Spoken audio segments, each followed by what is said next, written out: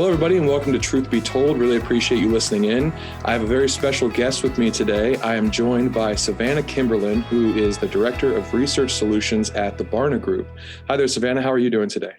Hey, Micah. I'm doing really well. Thank you so much for the invitation. Excited to be here. Could you explain a little bit about your organization and maybe a little bit about what you do directly with the group itself? Sure. So the Barna Group is a Christian research company. We are a market and social research company, and we specialize in studying the intersection of faith and culture. So we have been studying and researching religion, particularly Christianity in the US and around the world for the last 35 years, trying to keep our eye on trends that are changing. And so a lot of that has looked like generational research, but also just studying spiritual practices, religious behaviors, thoughts, opinions, and the rest. So we publish books on what we find.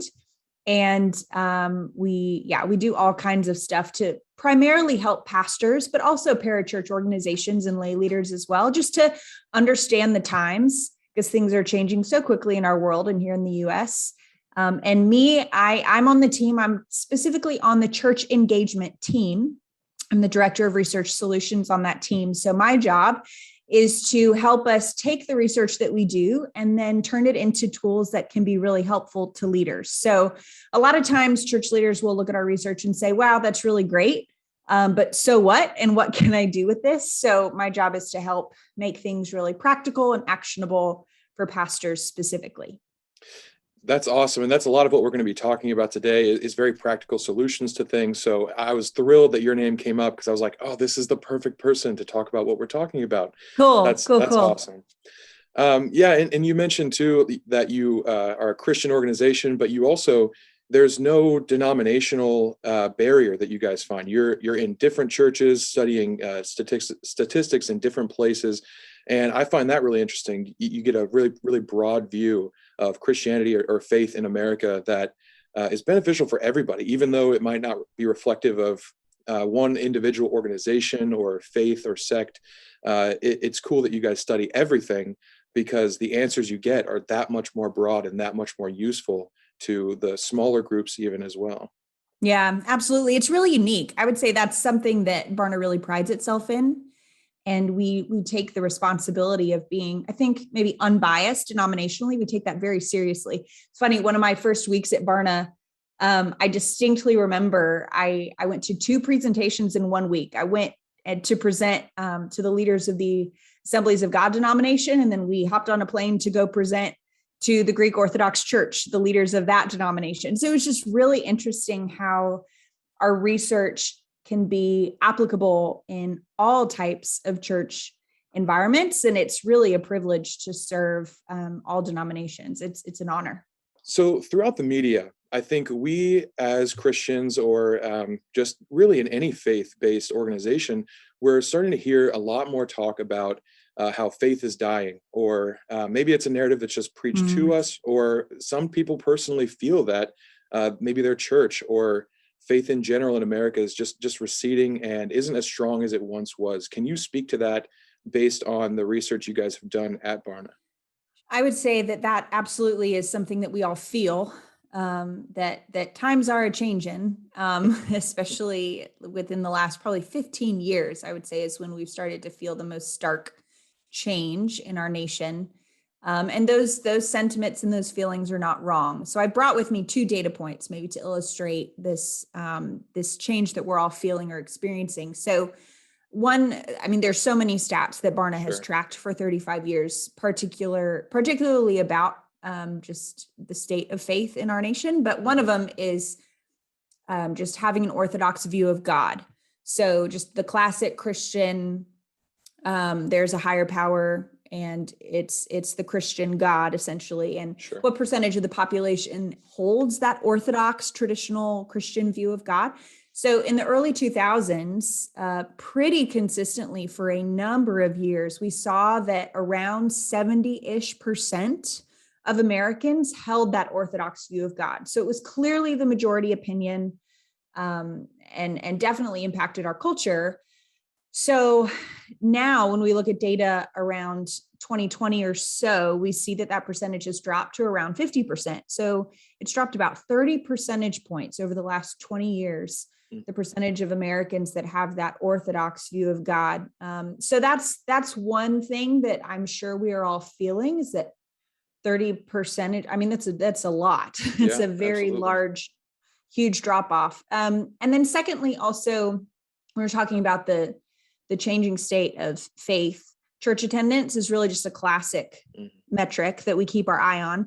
And so if we're looking at the percentage of Americans, adults who attend church weekly through the 90s and the early 2000s, so for a stretch of truthfully almost 20 years, so a solid 15 years, the percentage of adults who attended church weekly was hanging right around 43, 44, 45%, which is fascinating, I think, in and of itself, that really things were stable for such a long period of time. But then right around 2009, maybe 2008, 2010, right in that moment in time, a steady decline began. A drastic shift happened in our nation. And today, we're at about 29% of Americans that attend church weekly. So it's dropped from the low 40 percentages-ish, low 40s, down to 29%. Wow, I had no idea it was that drastic of a drop.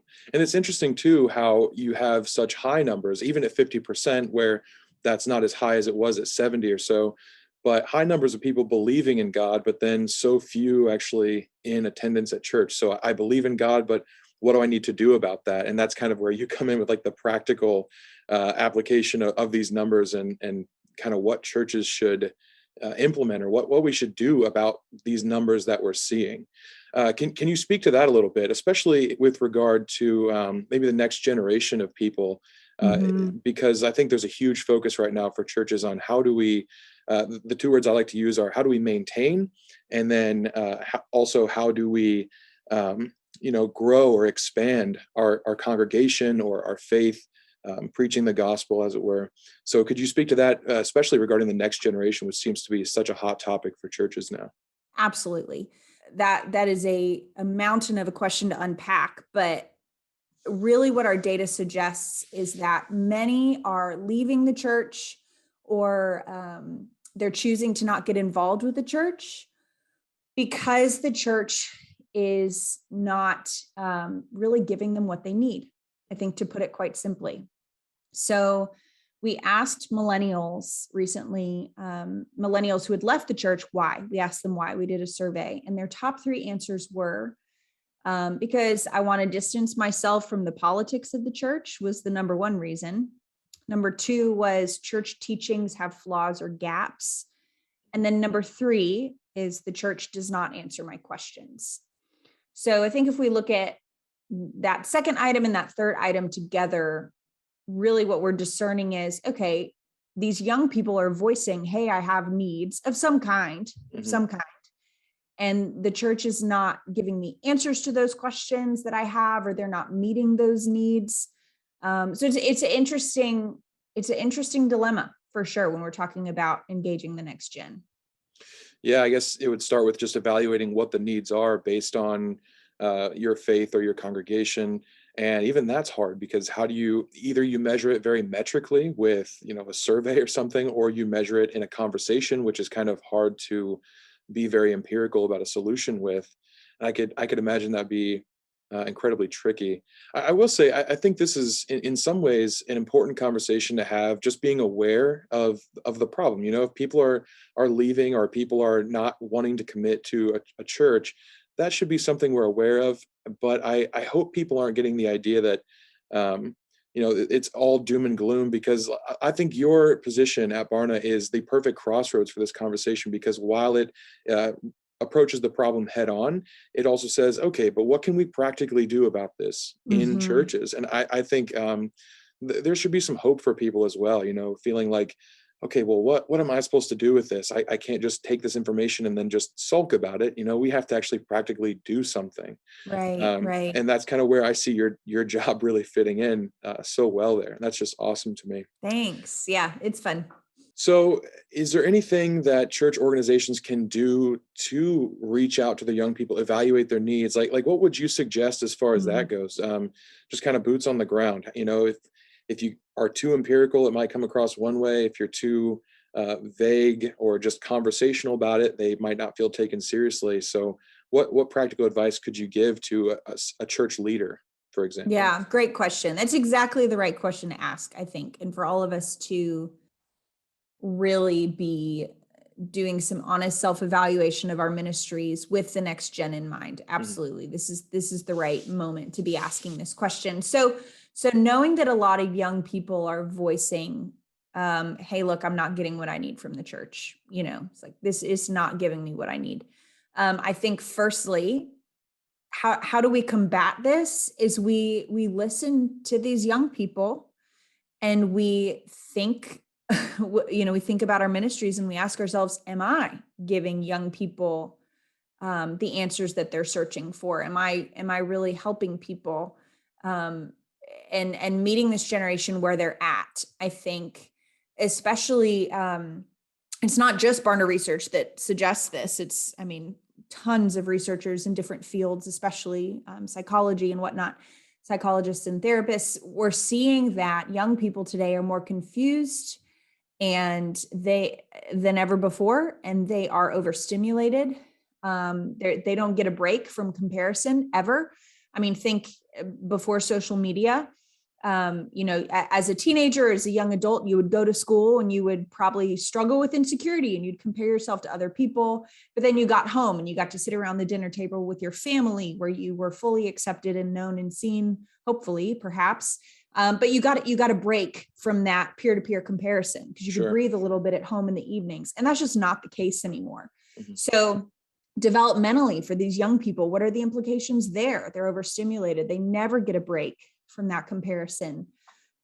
Things like that. Their needs are so unique. And so while we are not going to coddle them, maybe that's the right word for it, and we are certainly not suggesting that we need to water down the gospel by any stretch of the imagination.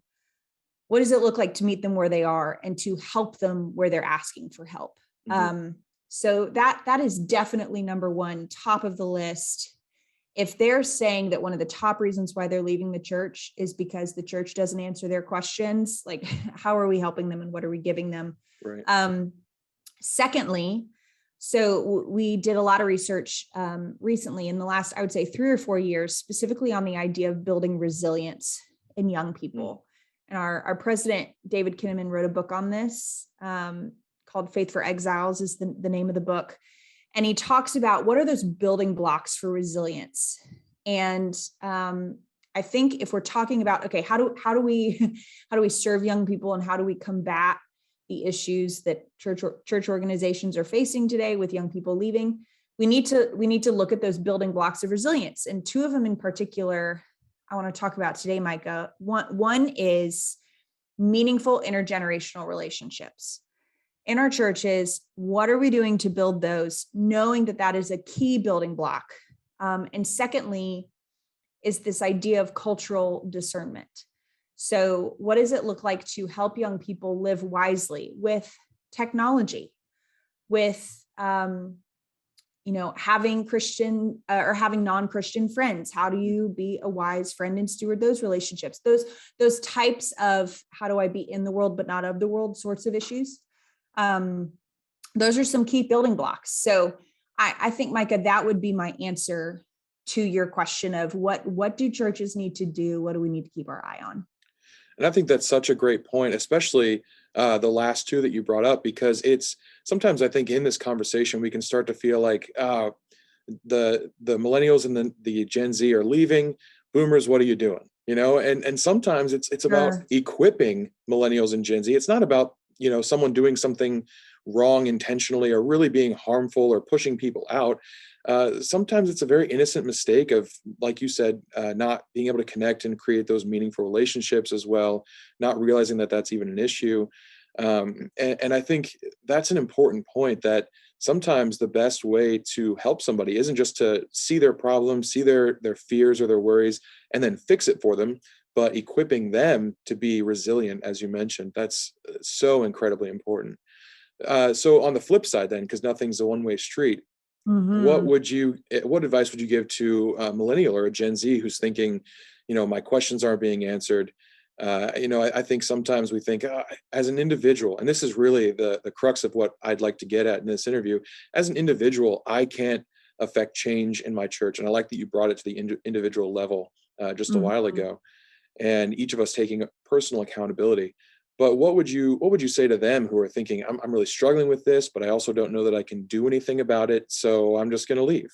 I think that there's been an interesting dialogue going on, especially in the media right now, around the topic of courage and just taking initiative, And when things get hard, do you push through or do you give up?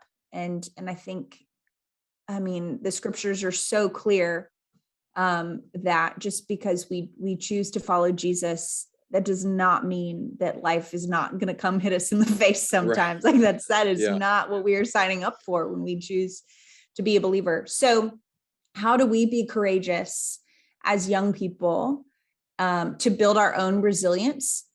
Like Hmm. absolutely the church needs to step up, but we also need to step up as young people, and I'm saying that as a millennial myself. Hmm.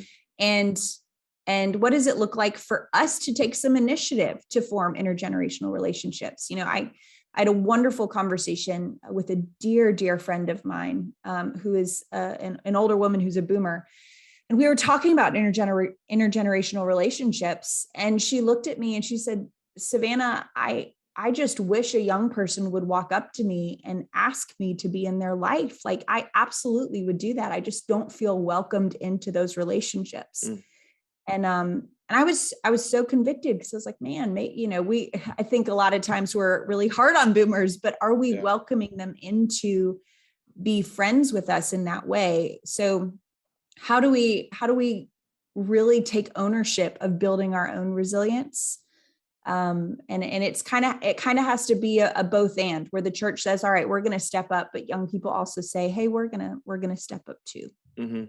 Yeah, that's such a valuable point. I think I was very fortunate in my church in that, um, as I got older, I stayed in the same congregation for a long time. My friends moved to different congregations far away, but it trickled down. It was, I have 10 friends here, I have 9, I have 8.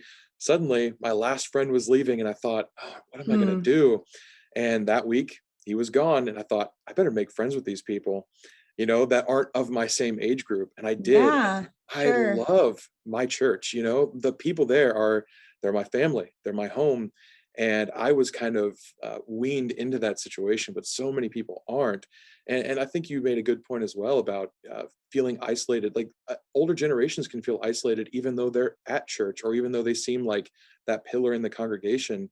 So the responsibility goes both ways, and having the younger Hmm. people take that initiative and really make it their own, even just in their mindset, changing their mindset for this place to be their own place, flaws and all. It's like buying a home that isn't perfect, but you're going to work on it little by little. Yeah, yeah. It's like when your AC breaks and you just bought a home, you're not gonna, well, hopefully, I don't know, maybe some people do, but hopefully you're not going to, throw your arms up in the air and say, why did I buy a home? I'm regretting this decision altogether. It's like, no, we're going to work out the kinks together. Right. And that's going to take some significant investment, but we're Hmm. in this together. So just cultivating that resilience. I mean, I think that's the word of the day, Micah, Yeah. resilience. Like, how do we cultivate that, and all step up together just to Hmm. build that better? So in this hypothetical conversation, I guess, between an older generation and a younger couple of generations, I think the conversation also needs to be had. As a church, we're going to go this far because we really do want to, maintain your membership, and we want to keep you around because we see it as important. But Hmm. this is only as far as we'll go, because otherwise we're sacrificing very, very important things. And I think we can see that in um, different churches. I don't want to point anyone out specifically because I don't know what any church is going through, but you see this shift away from maybe foundational doctrines that a church held into more, just a shift towards, well, let's cater to a younger generation, and then they Hmm. end up giving up things along the way.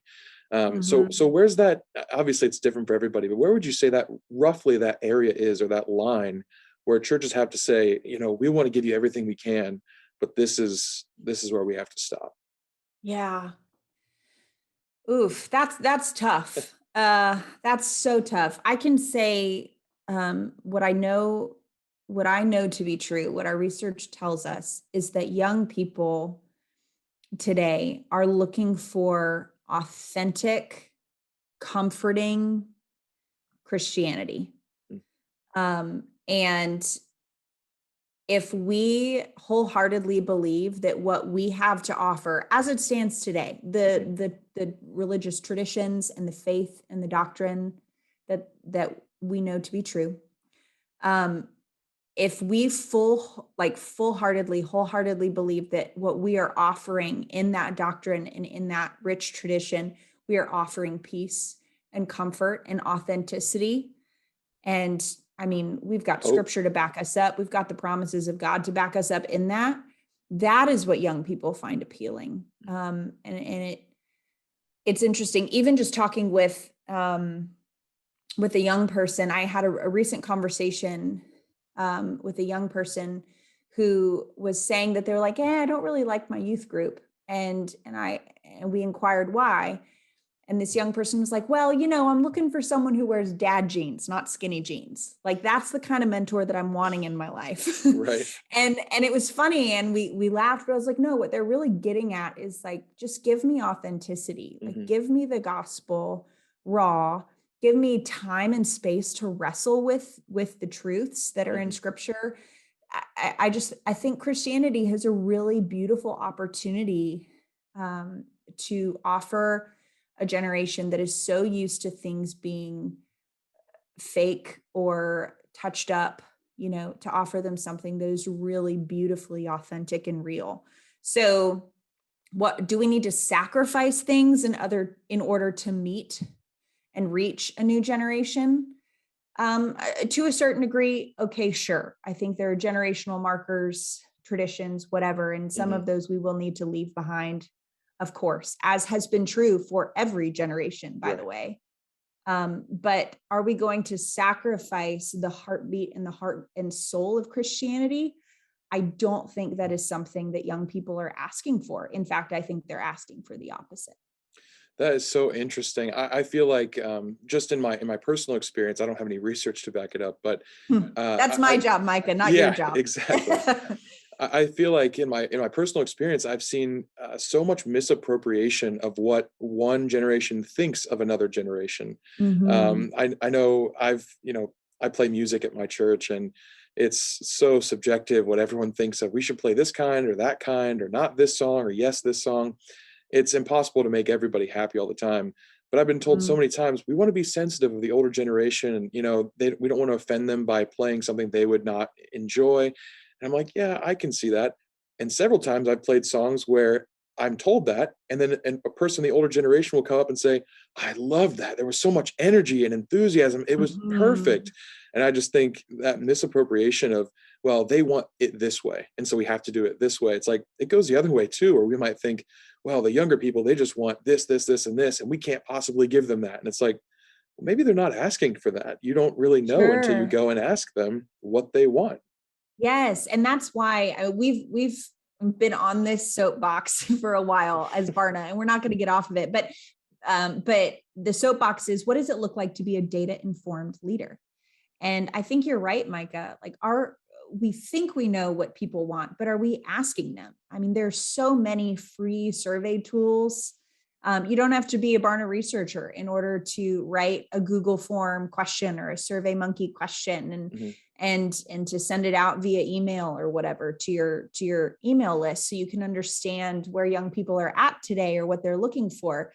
I think, like, in particular, we have seen in our research a drastic increase in young people being interested in liturgy, in just in liturgical denominations, and the beauty of call and response prayer, and the beauty in guided prayer, and liturgical traditions such as like confession, communal confession, and poetry and all of that, hymns even. I would say just the beautiful language that's in hymns. Like we're assuming young people, oh, they want the cool hip stuff, but we're actually seeing in our research, no, they want other things. So are we listening to what they're telling us that they want?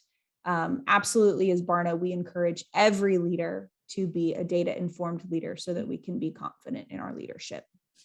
So back to individual accountability then, I think this is kind of the build up to what I wanted to get to is I think so many people feel that they can't affect change or growth. If the church's main mission is maintaining what they have and then also expanding upon that, preaching the gospel, growing their congregations. I think sometimes if we're not on the organizational level, if we don't have, some sort of title before our name, we feel like we can't really affect growth. We can't really affect change. And I see that over and over and over again in people.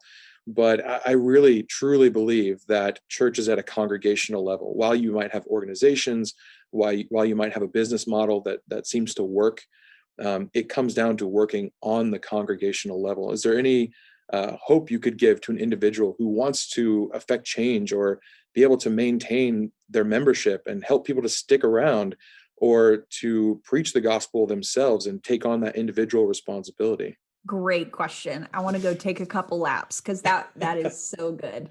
Wow. Okay. What encouragement would we as Barna have to offer lay leaders?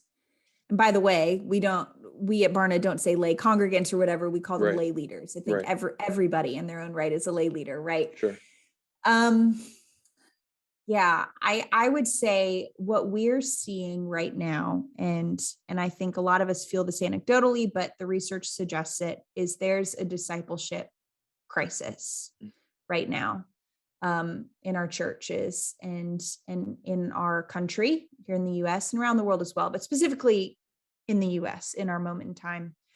And truly, we're seeing that in order to revive healthy discipleship that produces long-lasting Christian faith, like Zoe, life abundant kind of Christian faith, it has to be a grassroots thing, because unfortunately the church really has dropped the ball in this area.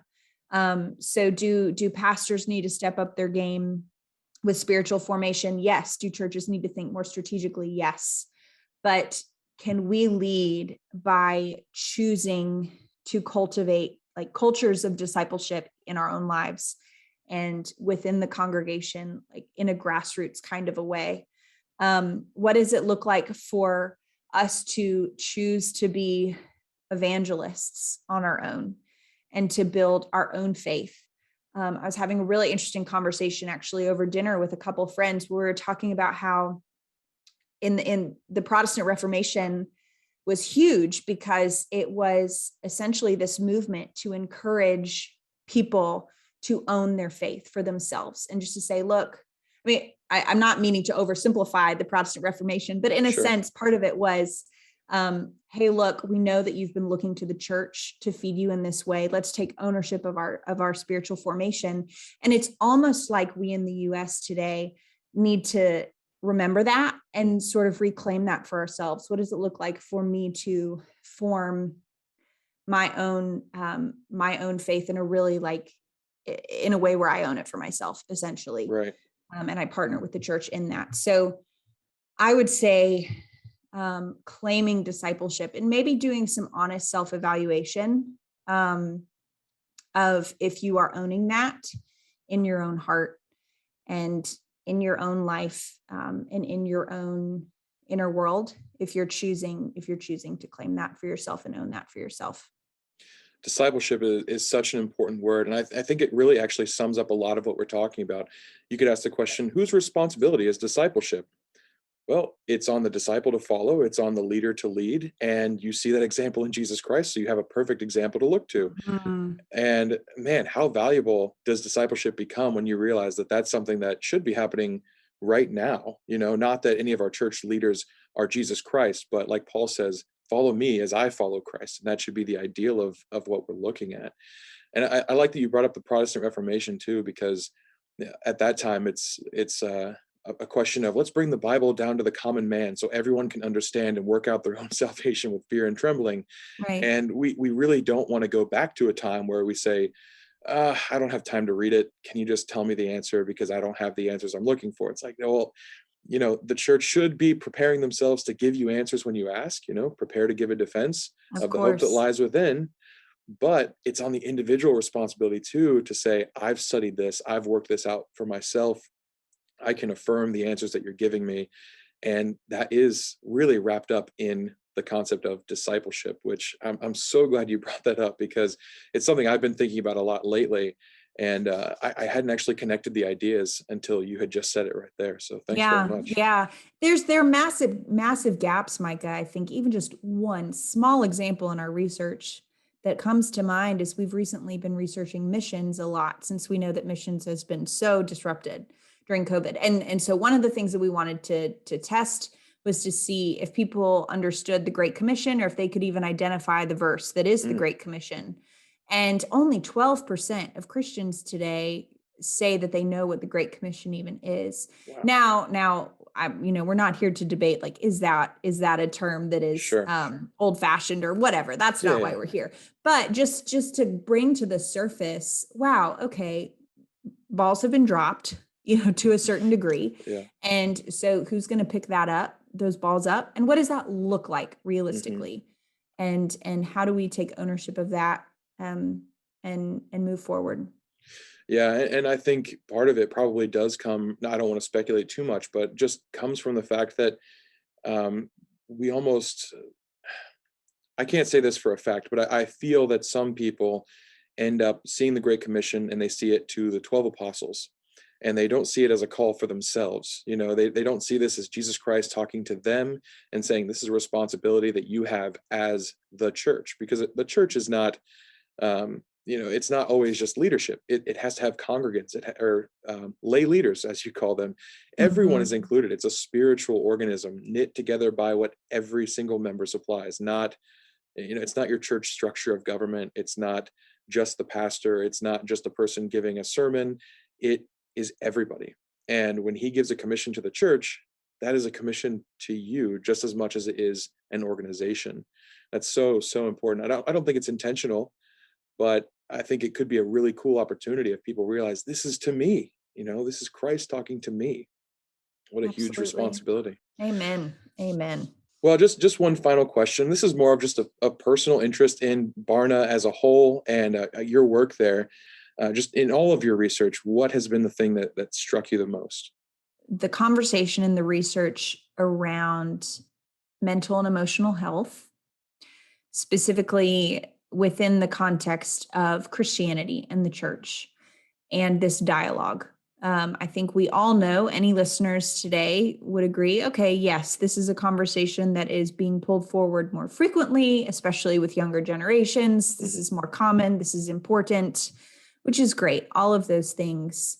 Um, but I think what I've been most surprised by that I've seen in the research is one, how broken people, especially young people, but how broken people really are right now, in our world, not just because of the tumultuous 2 years we've had, Mhm. but even more than that, just in general, how people are just really struggling, and how the church feels so ill-equipped, I think, to step up and shepherd those conversations. I so appreciate and respect pastors' honesty when they say, hey, I don't feel like I am the right person to shepherd this topic in particular. Um, but we know that that is a topic that needs to be addressed within the local church, especially since young people are saying, hey, I need help. We recently asked a bunch of unchurched people, old and young, would you be interested if your church or if a church in your community offered teaching or programs on mental and emotional well-being? And I believe if it's not more than this, it's at least half of these people were like, yeah, I'd be interested in that. I'd be interested in signing up for that, getting involved with that. Please help me. So I would say that topic in particular is one that I've really enjoyed studying. And I mean, we certainly don't think it's going to go away anytime soon. And it's not just a young people, like a young people who have hormones kind of an issue. It's a bigger issue than that. So I'm excited to see where Barna goes next in tackling this and helping the church navigate that specifically.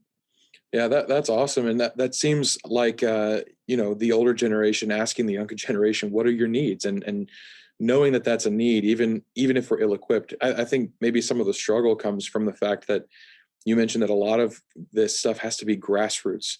And when we're learning, oh man, these young people are really, really struggling with this, and we have to start it from a grassroots movement on how to become equipped to help that. I'm just hoping that the curves kind of meet in the middle somewhere where it's like, okay, and now we're equipped and you're still struggling, but we can help you at this point now, rather than it being too slow of a ball to get rolling, because it really is so prevalent. It is. Well, thank you so much for joining us. I really do appreciate it. I think this conversation is going to be so beneficial to people. And I didn't know exactly what to expect with Barna. I thought there's so many numbers. I'm not a numbers guy. What am I going to do? But that's why I'm so glad that you were in this interview, because you take those numbers and you put out information that is practical and beneficial. And I think the work you're doing is just incredible. So stick around for another 3.5 years, because we could absolutely use you. Thank you, Micah. Thanks so much. It's been a blessing. Yes, I hope people are encouraged. And if anyone is interested in learning more about Barna or getting your hands on some of the research that was shared today, I would like to maybe tell our audience about a product. It's like our Netflix, our subscription service. It's called Barna Access. So go to our website, barna.com, and check that out. But yeah, even if you're not a numbers guy like Micah, hopefully Barna has something to offer you. We are here to encourage you guys, all listeners and viewers. I mean, times are hard. Times are so hard. We know that many of you have had a rough 2 years. Even just in conversations with church leaders, many of you want to quit. Many of you are questioning your vocation and your identity, and lay leaders as well. You guys are struggling. So we are here to support you and encourage you to the very best of our ability as Barna. So thank you for the opportunity to be here today, Micah. Thank you all for joining us on Truth Be Told. I really appreciate you listening in, and I hope this has been beneficial to you. As Savannah said, please reach out to Barna, figure out where you might be struggling, take a personal look at your own life and your role in the church, and realize that there is support, there is help, there are resources out there for you, and just stay strong, because it is worth it. Faith is something that's incredibly important, as Barna will show you over and over and over again. But until next time, thank you all for listening. Keep on studying your Bibles, keep on thinking critically about them, and keep on applying the truths that we learn here to your lives. Thank you.